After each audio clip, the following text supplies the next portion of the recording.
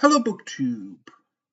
I normally talk about the books I read over the course of a reading week during weekly reads on Friday. However, this reading week is a tale of a crappy weekend and what is so far turning out to be a quite glorious uh, manga week during the work week. And also, given the fact that when I do talk about manga, weekly reads tends to go on at length. I'm going to split this week's reading into my weekend, what I read over the weekend, and then on Friday, the manga that I read over the course of the work week. I don't know exactly what title this video is going to have because it may get a bit ranty. We shall see. Because two of the three books that I tried to read over the course of the weekend were bails.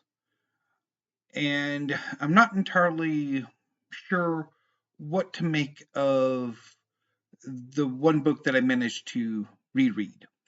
So let's get started and see where this video takes me and us. So first up, I would like to get this in order. So my initial goal for this week, even though it really should have been just me reading manga, but I didn't. Anyway, so I decided to finally have a go at River of the Gods by Candice Millard. This is a history of the initial pursuits to discover the source of the Nile. The Nile River is the longest river in the world. It most famously flows through Egypt to empty in the Mediterranean. But before it gets to Egypt, it also flows through northern Sudan. Around Khartoum, the river actually splits, or two rivers, the Blue and White Nile, come together to form the primary Nile. So the Blue Nile source is Lake Tana in Ethiopia, but the primary source of the White Nile that flows through southern Sudan and into the Great Lakes region of Central Africa is still to be determined. I think it's most recently identified as somewhere in Rwanda or Burundi.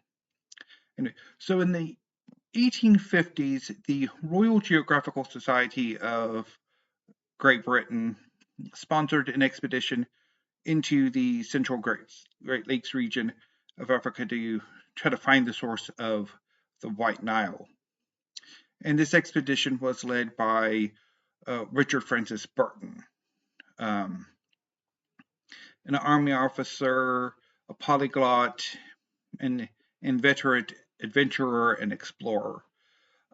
Joining this expedition was a man named Speke, and the two came to a violent disagreement over what they claimed to be the source of the Nile. Burton had one claim, Speke had another, and it just got very nasty. And so this book is that story. I bailed after 4 chapters. The prologue really set me off.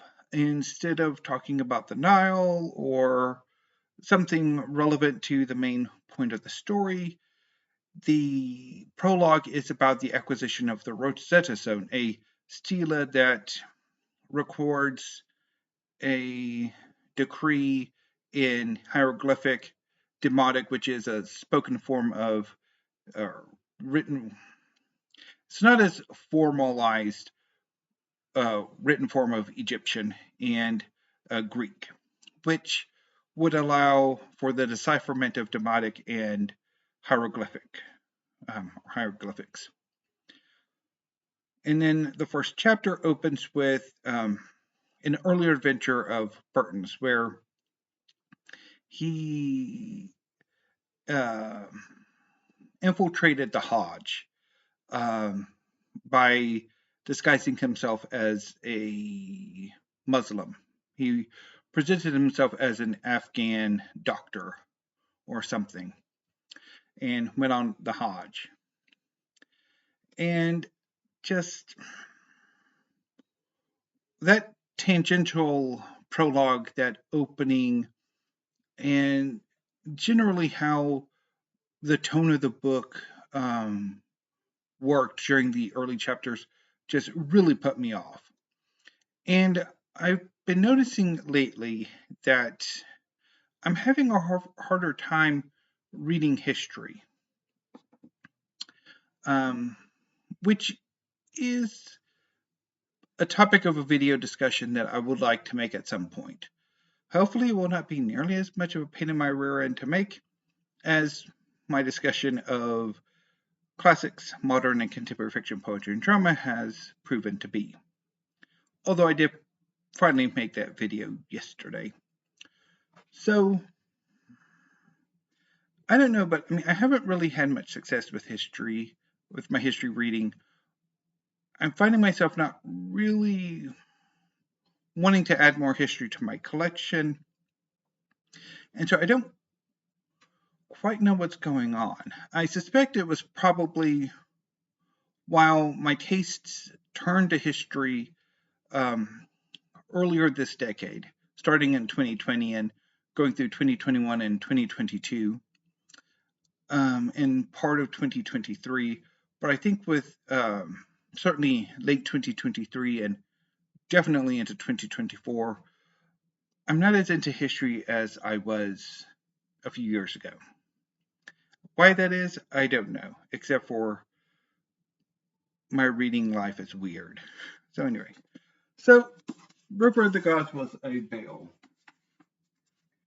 I also bailed on my attempted reread of The Night of the Iguana by Tennessee Williams.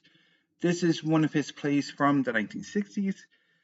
It's about a dissolute, weird former priest named Shannon who's eking out a living as a tour guide for increasingly less reputable tour companies. He is about to be sacked or fired from his most recent job because he had a relationship with one of his a member of his tour group. In this tour, he's leading a group of teachers from a women's college in Texas on a tour of Mexico. And for some reason or other, I'm not entirely sure why, a young woman, she's 16, is accompanying them. And Shannon had relations with her. And her chaperone is seeking his unemployment and prosecution, and the other women on the tour have basically decided they've had enough of him because he's just on the verge of a nervous breakdown. And he takes the tour bus to a hotel run by his friends, who he discovers that the husband has died and his wife, Maxine, has taken over the hotel and is running it. Also at the hotel are a couple of Germans celebrating a honeymoon. For some odd reason, they brought their parents along, and it's highly speculated that they're possibly spies or something, or I think they're meant to be comic relief, but yeah, they just are weird. And a traveling artist and her elderly grandfather, who's a poet, also arrive at this hotel seeking accommodations, although they cannot pay for it and really cannot try to earn their keep, as struggling artists have throughout the decades at this time when they couldn't really afford their the boarding. They'll basically sort of pay for it with their art.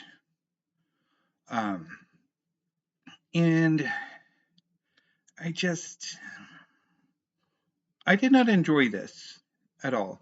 So about 20 years ago, I read a number of Tennessee Williams's plays. My university library at the time had a multi-volume set of Tennessee Williams's plays in various colored editions. It's not the I think this was before Library of America published like all of Tennessee Williams in 2 volumes.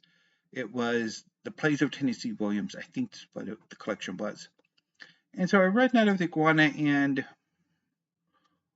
I think I liked it at the time, but it's been so long. But this rereading attempt was a disaster. I was just like unimpressed with Shannon. I'm like, really had no, like, just no. And the whole setup, it seemed so artificial, even though, yes, of course, it's a made up story, so it is artificial, but there's that, it just felt too artificial, I guess. I mean, it could also be the fact that where I am now as a reader, I'm not as sort of going in quite the direction that perhaps the playwright would like me to go, and that I'm not as impressed or as tolerant of characters doing stupid shit because the plot needs them to do stupid shit. And I had this feeling with Cut on a Hot Tin Roof, although I did manage to finish it, and I still sort of liked it, even though I didn't buy anything that was going on there for a minute. Anyway, so I don't know if this is a sign that maybe my plan for rereading Tennessee Williams is doomed to failure or what. But anyway, that was Night of the Iguana. I did manage to reread Mass for Shut-ins by Mary Alice Daniel, which is a slim volume of poetry that came out last year, and I've read it a few times, and it's an okay collection.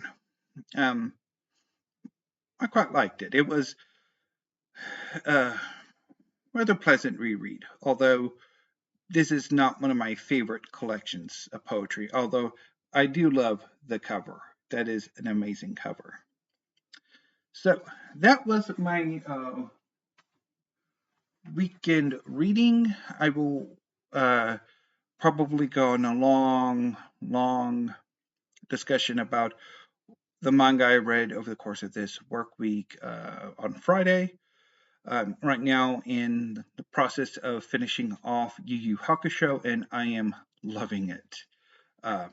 The later arcs, particularly the arc that I'm in right now, is my favorite arc of the entire series, and rereading it after several years is just, I'm having fun.